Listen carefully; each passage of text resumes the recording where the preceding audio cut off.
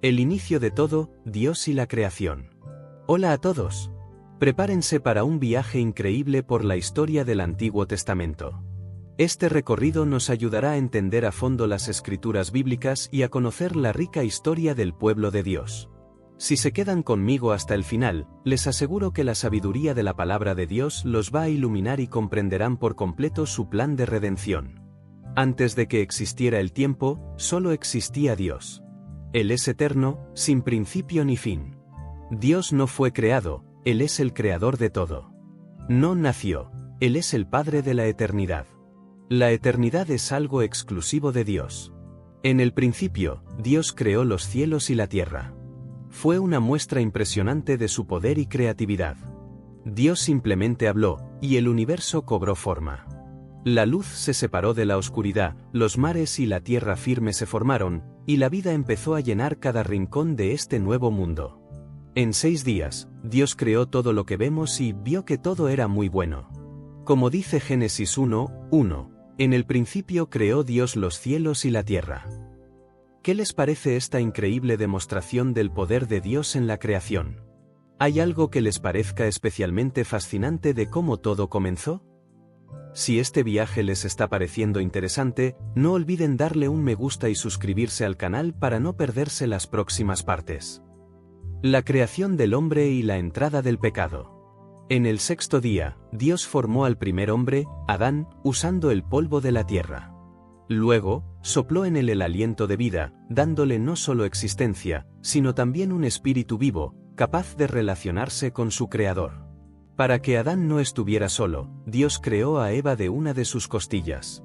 Juntos vivieron en el jardín del Edén, un paraíso de abundancia y paz, donde caminaban en perfecta comunión con su Creador.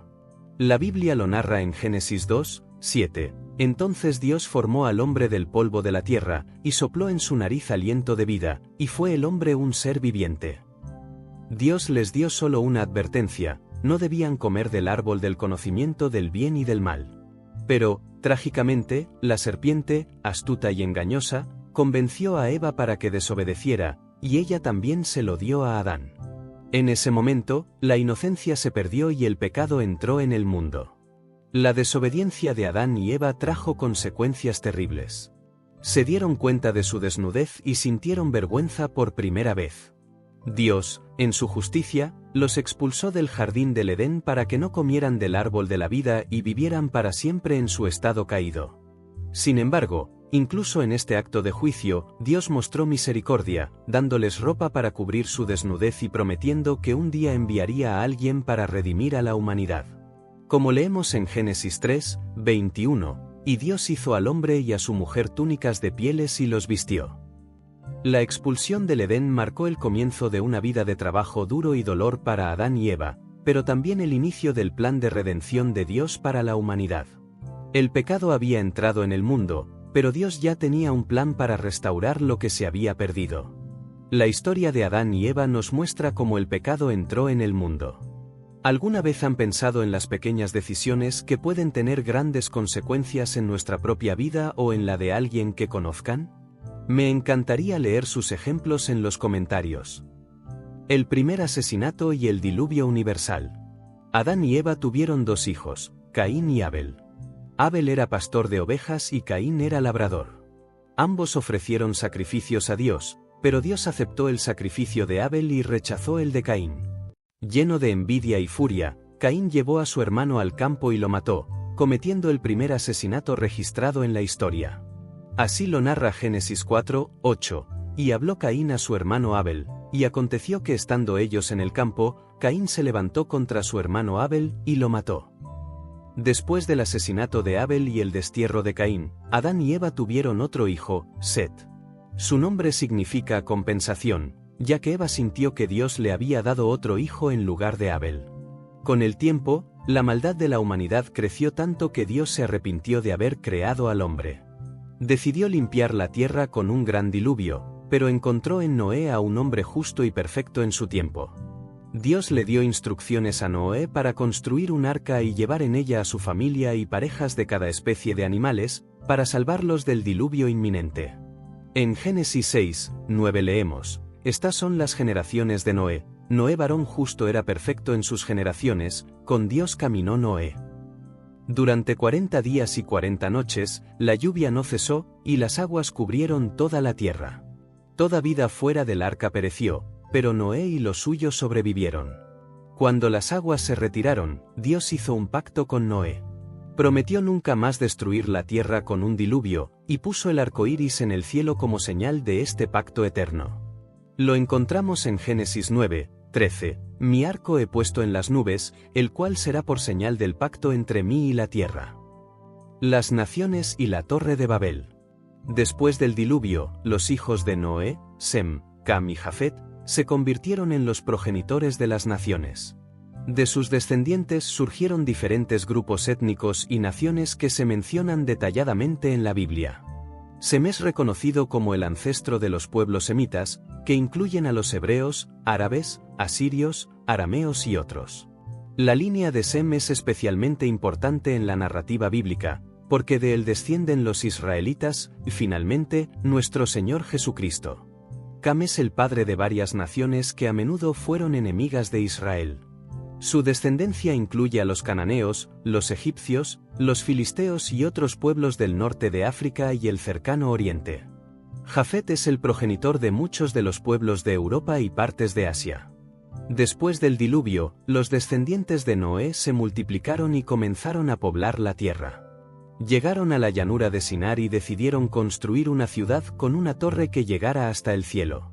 Su objetivo era hacerse un nombre y evitar ser esparcidos por toda la tierra. Génesis 11:4 narra, y dijeron, vamos, edifiquemos una ciudad y una torre cuya cúspide llegue al cielo, y hagámonos un nombre, por si fuéremos esparcidos sobre la faz de toda la tierra.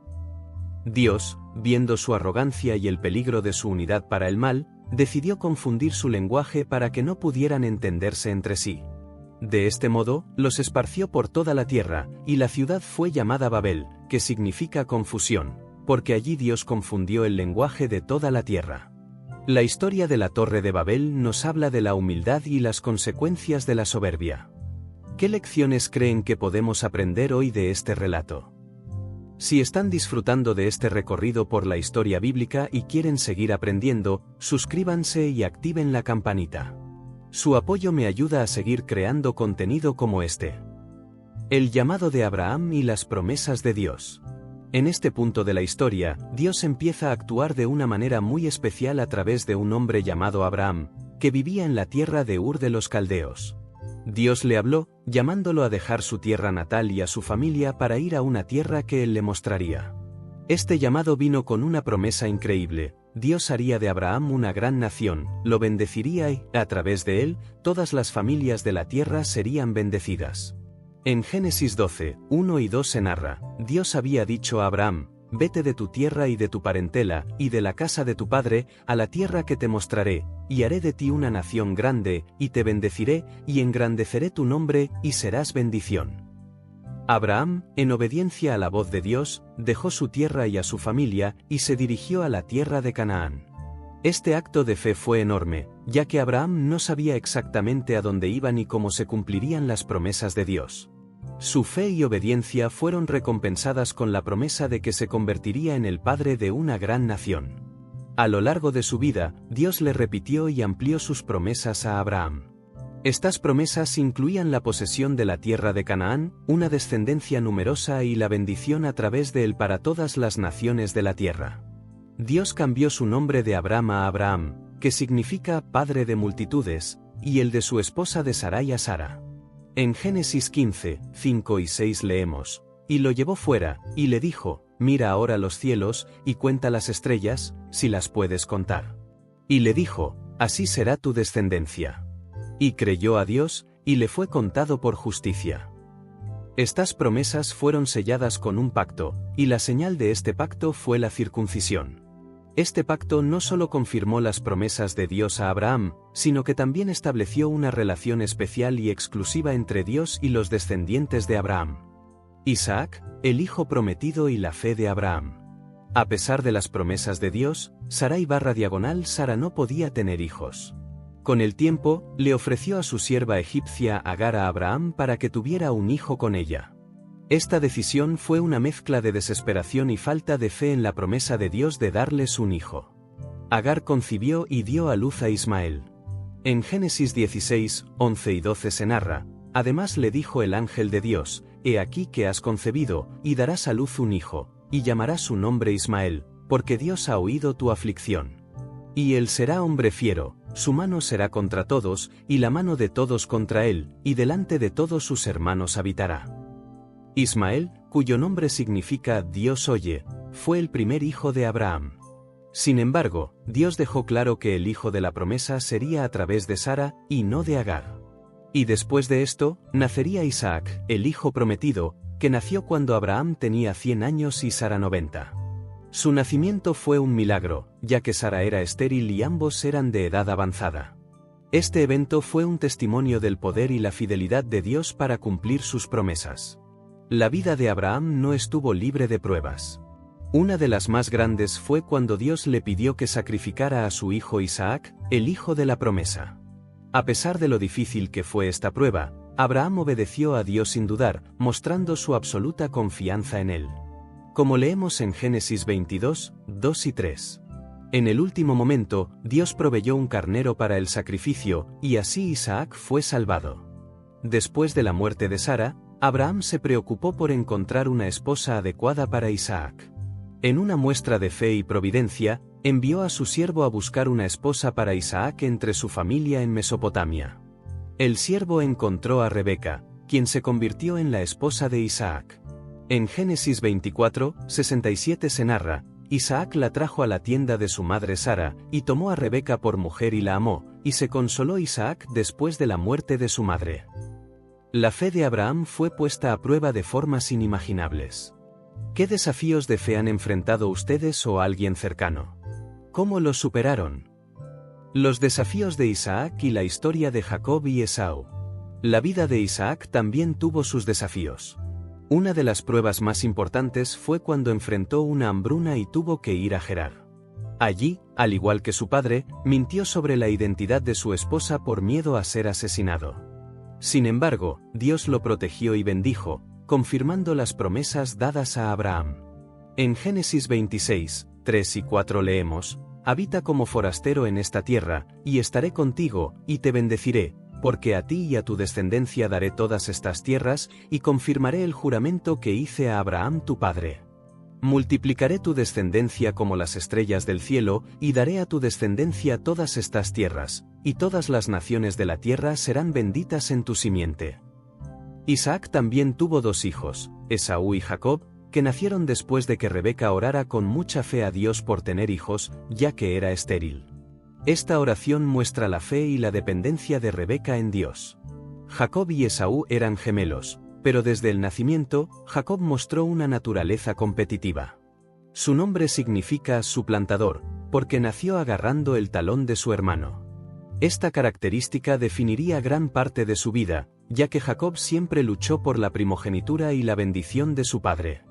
Génesis 25, 23 narra: Dios le respondió: 2 naciones hay en tu seno, y 2 pueblos serán divididos desde tus entrañas, el un pueblo será más fuerte que el otro pueblo, y el mayor servirá al menor. Jacob, con la ayuda de su madre Rebeca, engañó a su padre Isaac para recibir la bendición destinada a Esaú. Este engaño provocó un conflicto familiar y la ira de Esaú, quien planeaba matar a Jacob. Por esta razón, Jacob huyó a la casa de su tío Labán en Harán. En Génesis 27, 41 se narra: y aborreció Esaú a Jacob por la bendición con que su padre le había bendecido, y dijo en su corazón: llegarán los días del luto de mi padre, y yo mataré a mi hermano Jacob. En su huida, Jacob tuvo un sueño en Betel, donde vio una escalera que llegaba al cielo con ángeles subiendo y bajando por ella. En este sueño, Dios le repitió las promesas hechas a Abraham e Isaac, asegurándole que estaría con él y lo bendeciría. Génesis 28, 12 a 15 narra: y soñó, y aquí una escalera que estaba apoyada en tierra, y su extremo tocaba en el cielo, y aquí ángeles de Dios que subían y descendían por ella. Y he aquí Dios estaba en lo alto de ella, el cual dijo: yo soy Dios. Abraham tu padre, y Dios de Isaac, la tierra en que estás acostado te la daré a ti y a tu descendencia. Será tu descendencia como el polvo de la tierra, y te extenderás al occidente, al oriente, al norte y al sur, y todas las familias de la tierra serán benditas en ti y en tu simiente. He aquí, yo estoy contigo, y te guardaré por donde quiera que fueres, y volveré a traerte a esta tierra, porque no te dejaré hasta que haya hecho lo que te he dicho. En Harán, Jacob se enamoró de Raquel, la hija menor de Labán, y acordó trabajar 7 años para poder casarse con ella. Sin embargo, Labán lo engañó y le dio a Lea, la hermana mayor, como esposa. Jacob tuvo que trabajar otros 7 años para finalmente casarse con Raquel. Como dice Génesis 29, 20, así sirvió Jacob por Raquel 7 años, y le parecieron como pocos días, porque la amaba. Jacob se casó con Lea y Raquel, las hijas de Labán, y tuvo 12 hijos que se convertirían en las tribus de Israel. Después de muchos años al servicio de Labán, Jacob decidió regresar a Canaán. En el camino, temeroso de encontrarse con Esaú, le envió regalos y oraciones para calmar la ira de su hermano. La noche antes de su encuentro, Jacob luchó con un hombre que resultó ser una manifestación divina. Durante esta lucha, Jacob fue bendecido y su nombre fue cambiado a Israel, que significa el que lucha con Dios. En Génesis 32, 28 se narra, y el hombre dijo, no se dirá más tu nombre Jacob, sino Israel, porque has luchado con Dios y con los hombres, y has vencido. Cuando finalmente se encontró con Esaú, Jacob descubrió que su hermano lo había perdonado. Este encuentro marcó un momento de reconciliación y restauración familiar, mostrando cómo Dios puede sanar las heridas y restaurar las relaciones. Así se narra en Génesis 33, 4, y Esaú corrió a su encuentro y le abrazó, y se echó sobre su cuello, y le besó, y lloraron. José, de esclavo a gobernante en Egipto. Después de esto, el hijo favorito de Jacob, José, fue vendido como esclavo por sus hermanos celosos y llevado a Egipto. A pesar de las adversidades, José se convirtió en un líder poderoso en Egipto, interpretando sueños y gestionando los recursos del país durante una gran hambruna. En Génesis 37, 28 se narra, y cuando pasaban los madianitas mercaderes, sacaron ellos a José de la cisterna, y le trajeron arriba, y le vendieron a los ismaelitas por 20 piezas de plata, y llevaron a José a Egipto. Durante la hambruna, los hermanos de José viajaron a Egipto en busca de comida. Eventualmente, José se rebeló a ellos y los perdonó, invitando a toda su familia a vivir en Egipto, donde serían protegidos y cuidados. Génesis 50, 20 dice, vosotros pensasteis mal contra mí, mas Dios lo encaminó a bien, para hacer lo que vemos hoy, para mantener en vida a mucho pueblo. El Éxodo, la liberación de Egipto. Con el paso del tiempo, la familia de Jacob se multiplicó y se convirtió en un pueblo numeroso en Egipto. Sin embargo, un nuevo faraón que no conocía a José subió al poder y comenzó a oprimir a los israelitas, forzándolos a trabajar como esclavos. En medio de su sufrimiento, Dios escuchó sus clamores y decidió liberarlos. En Éxodo 3, 7 y 8 se narra, dijo luego Dios, bien he visto la aflicción de mi pueblo que está en Egipto, y he oído su clamor a causa de sus exactores, pues he conocido sus angustias, y he descendido para librarlos de mano de los egipcios y sacarlos de aquella tierra a una tierra buena y ancha, a tierra que fluye leche y miel. Dios llamó a Moisés, un hombre hebreo criado en la corte del faraón, para liderar a su pueblo fuera de Egipto. A través de Moisés, Dios envió 10 plagas devastadoras sobre Egipto para persuadir al faraón de liberar a los israelitas. Finalmente, después de la 10ª plaga, que mató a todos los primogénitos de Egipto, el faraón permitió que los israelitas se fueran. Mientras los israelitas escapaban, el faraón cambió de opinión y envió a su ejército tras ellos. Atrapados entre el ejército egipcio y el Mar Rojo, Dios hizo un milagro, dividió las aguas del mar, permitiendo que los israelitas cruzaran en seco. Cuando los egipcios intentaron seguirlos, las aguas volvieron a su lugar y los ahogaron. En Éxodo 14, 21 y 22 se narra, y extendió Moisés su mano sobre el mar, e hizo Dios que el mar se retirase por recio viento oriental toda aquella noche, y tornó el mar en seco, y las aguas quedaron divididas. Entonces los hijos de Israel entraron por en medio del mar en seco, teniendo las aguas como muro a su derecha y a su izquierda. El cruce del Mar Rojo es uno de los milagros más impresionantes de la Biblia. ¿Qué otro milagro bíblico los ha impactado más y por qué? Si están disfrutando de este contenido, recuerden suscribirse al canal y activar la campanita para no perderse ninguna de las próximas entregas de esta increíble historia. La ley en el Sinaí y el viaje por el desierto. Después de cruzar el Mar Rojo, los israelitas viajaron al monte Sinaí, donde Dios les dio los 10 mandamientos y estableció una alianza con ellos. Esta alianza formó la base de su relación con Dios y su identidad como pueblo elegido. Como dice Éxodo 19, 5 y 6, ahora pues, si diereis oído a mi voz y guardareis mi pacto, vosotros seréis mi especial tesoro sobre todos los pueblos, porque mía es toda la tierra. Y vosotros me seréis un reino de sacerdotes y gente santa. La conquista de Canaán bajo Josué. Después de la muerte de Moisés, Josué fue elegido por Dios para liderar a los israelitas en la conquista de la tierra prometida. Josué había sido el asistente fiel de Moisés y un valiente guerrero.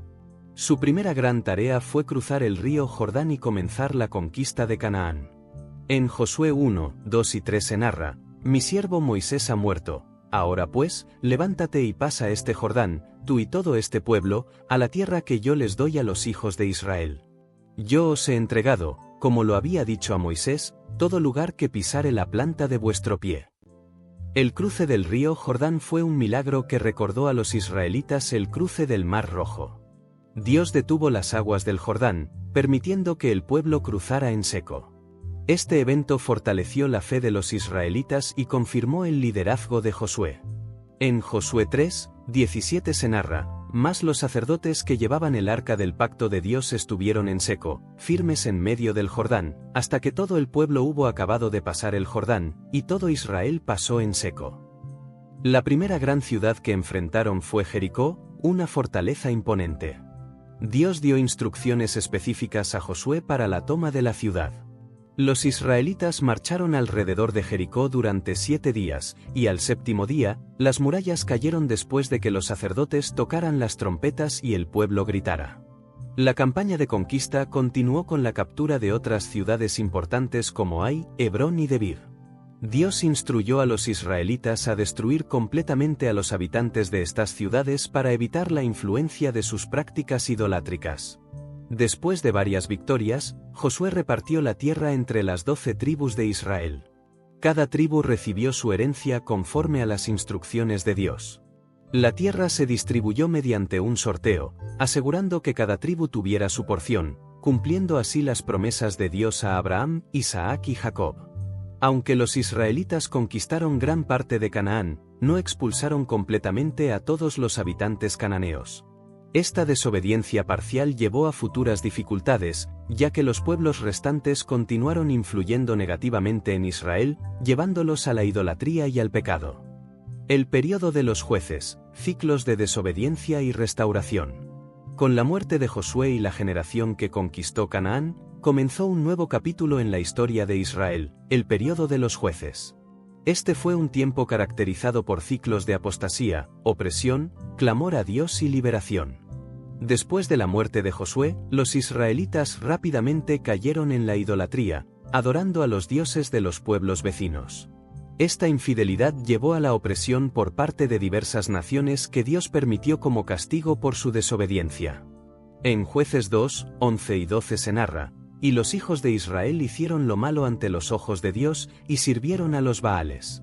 Dejaron a Dios, el Dios de sus padres que los había sacado de la tierra de Egipto, y se fueron tras otros dioses, los dioses de los pueblos que estaban en sus alrededores, a los cuales adoraron, y provocaron a ira a Dios. En su angustia, los israelitas clamaban a Dios por liberación. En respuesta, Dios levantaba jueces, líderes carismáticos y militares que guiaban al pueblo a la victoria sobre sus opresores y restauraban la paz temporal. En Jueces 2, 16 se narra: y Dios levantó jueces que los librasen de mano de los que les despojaban. Algunos de los jueces principales fueron: Otoniel, el primer juez de Israel, quien liberó al pueblo de la opresión de Cusán-Risataim, rey de Mesopotamia. Ahod, un juez zurdo que liberó a Israel de la opresión de Eglón, rey de Moab, con un audaz asesinato. Débora, la única juez mujer, quien junto con Barak, liberó a Israel de la opresión de Jabín, rey de Canaán. Gedeón, llamado por Dios para liberar a Israel de los madianitas con un pequeño ejército de 300 hombres. Gedeón derrotó al ejército de Madián mediante una estrategia divinamente inspirada. Jefté, hijo de una ramera, fue rechazado por su familia pero más tarde fue llamado para liderar a Israel contra los amonitas. Sansón, conocido por su fuerza sobrenatural. Sansón luchó contra los filisteos, pero fue traicionado por Dalila. En su muerte, Sansón derribó el templo filisteo, matando a muchos de sus enemigos. El ciclo de desobediencia y arrepentimiento se repite a lo largo del período de los jueces. ¿Creen que estos ciclos se siguen viendo en la sociedad actual, aunque de otra forma? ¿Cuál? A lo largo de esta historia. Apenas hemos comenzado a descubrir los secretos del pasado. Lo más profundo, lo más revelador, está por venir. No te pierdas la segunda parte. Te espero ahí.